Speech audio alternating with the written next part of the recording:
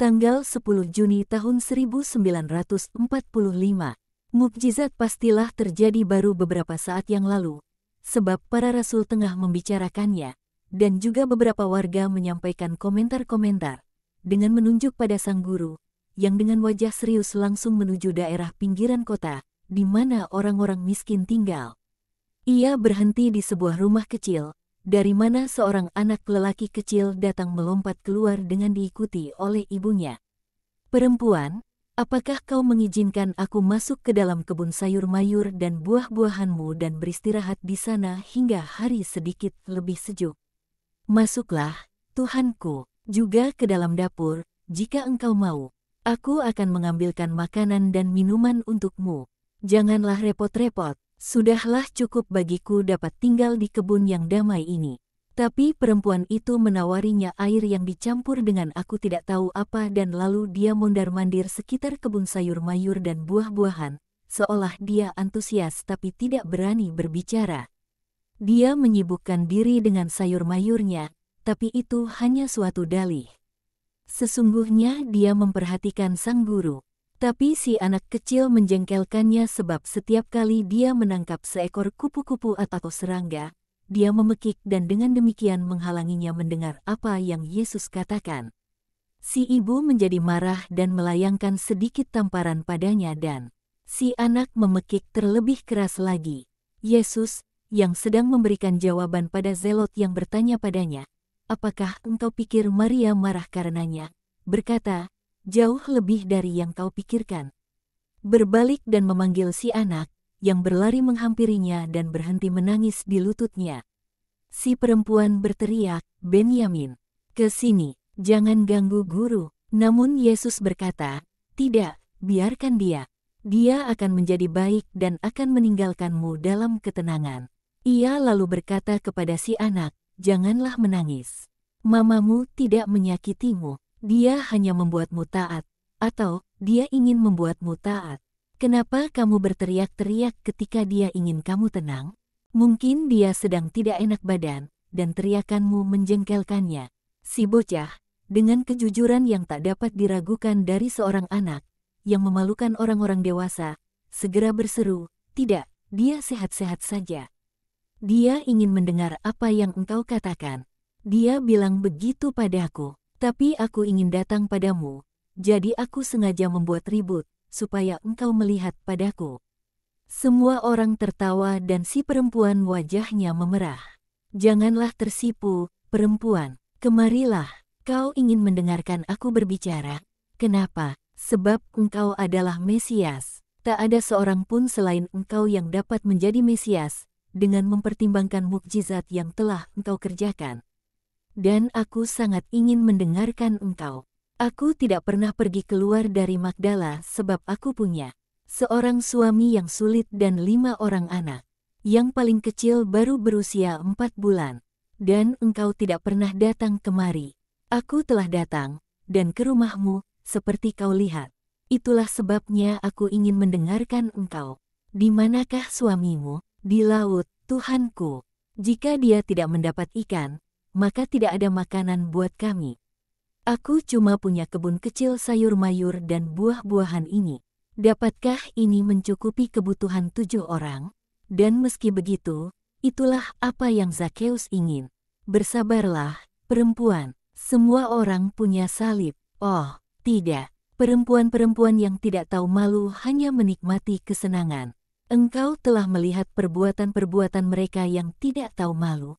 Mereka menyenangkan diri mereka sendiri dan membuat orang lain menderita. Mereka tidak merasakan penderitaan melahirkan pula tidak merasakan punggung patah akibat bekerja. Tangan-tangan mereka tidak melepuh akibat menggali, pula tidak menjadi lecet akibat mencuci pakaian. Mereka cantik dan kelihatan segar. Hukuman atas Hawa tidak berlaku atas mereka. Bukan, mereka adalah hukuman bagi kami, sebab laki-laki. Engkau tahu apa yang aku maksudkan. Aku mengerti, tapi percayalah padaku, mereka punya salib yang mengerikan juga. Yang paling mengerikan, yang tak nampak, hati nurani mereka yang mencela mereka, dunia yang mengejek mereka, darah mereka yang mengingkari mereka, Allah yang mengutuk mereka. Mereka tidak bahagia, percayalah padaku. Mereka tidak merasakan penderitaan melahirkan. Mereka tidak merasakan punggung patah akibat bekerja. Mereka tidak melecetkan tangan mereka dengan bekerja. Tapi mereka merasakan remuk juga, dan malu. Hati mereka adalah satu luka besar. Janganlah iri terhadap penampilan mereka yang segar, penampilan mereka yang seolah damai tenang. Itu adalah selubung yang dipasang menutupi suatu kebobrokan yang menggigit dan tidak memberi damai. Janganlah iri akan tidur mereka, kau, seorang ibu yang punya mimpi atas anak-anaknya yang tak berdosa. Bantal mereka diselimuti mimpi-mimpi buruk, dan di masa mendatang, pada masa tua mereka, dalam sengsara mereka, mereka tiada akan memiliki apa-apa selain dari penyesalan dan teror. Itu benar, ampuni aku, bolehkah aku tinggal di sini? Ya, tinggallah. Aku akan menceritakan kepada Benyamin suatu perumpamaan yang manis dan mereka yang bukan lagi anak-anak akan dapat mengaplikasikannya pada diri mereka sendiri dan pada Maria dari Magdala. Dengarkanlah, kalian meragukan pertobatan Maria pada yang baik. Tidak ada tanda-tanda dalam dirinya ke arah itu. Tidak tahu malu dan tidak tahu aturan. Sadar akan kedudukan dan kuasanya. Dia berani menantang orang-orang dan datang tepat ke ambang rumah di mana mereka menangis karena dia. Dia menertawakan celaan Petrus. Dia menanggapi tatapanku yang mengundang dengan bersikap angkuh. Mungkin sebagian dari kalian, entah demi Lazarus atau demi aku, ingin aku berbicara kepadanya secara langsung, panjang lebar, menundukkannya dengan kuasaku, menunjukkan kekuatanku sebagai Mesias dan Juru Selamat. Tidak. Semua itu tidak diperlukan. Aku telah berbicara lama berselang, berbulan-bulan yang lalu, mengenai seorang pendosa lain. Jiwa-jiwa haruslah bereaksi dari diri mereka sendiri. Aku lewat dan menaburkan benih. Benih bekerja secara rahasia. Suatu jiwa haruslah dihormati dalam karya ini. Jika benih yang pertama tidak berakar, benih lainnya harus ditabur, dan benih yang ketiga. Dan orang hanya boleh menyerah ketika ada suatu bukti pasti bahwa adalah sia-sia untuk menabur.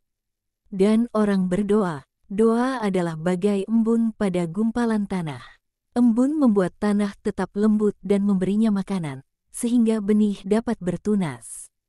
Bukankah itu apa yang kau lakukan, perempuan, dengan sayur-sayuranmu? Sekarang dengarkanlah perumpamaan tentang bagaimana Allah bekerja dalam hati manusia guna membangun kerajaannya di sana. Sebab setiap hati adalah kerajaan kecil Allah di dunia. Kelak, sesudah kematian, semua kerajaan-kerajaan kecil ini akan menyatu menjadi kerajaan surga yang satu, tak terhingga, kudus abadi. Kerajaan Allah diciptakan dalam hati manusia oleh penabur ilahi. Ia datang ke ladangnya. Manusia milik Allah, sebab setiap manusia pada mulanya adalah miliknya, dan menaburkan benihnya. Ia lalu pergi ke ladang-ladang lain, ke hati-hati yang lain. Siang berganti malam dan malam berganti siang. Siang mendatangkan berkas-berkas matahari dan hujan.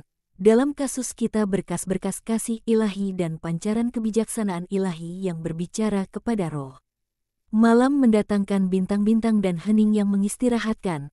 Dalam kasus kita panggilan-panggilan pencerahan dari Allah dan hening bagi jiwa supaya jiwa dapat menenangkan pikirannya dan bermeditasi. Benih, dalam rangkaian pengaruh yang tak kasat mata namun penuh kuasa ini, menggembung, pecah, berakar, bertunas, bertumbuh. Dan semua itu terjadi tanpa campur tangan apapun dari manusia.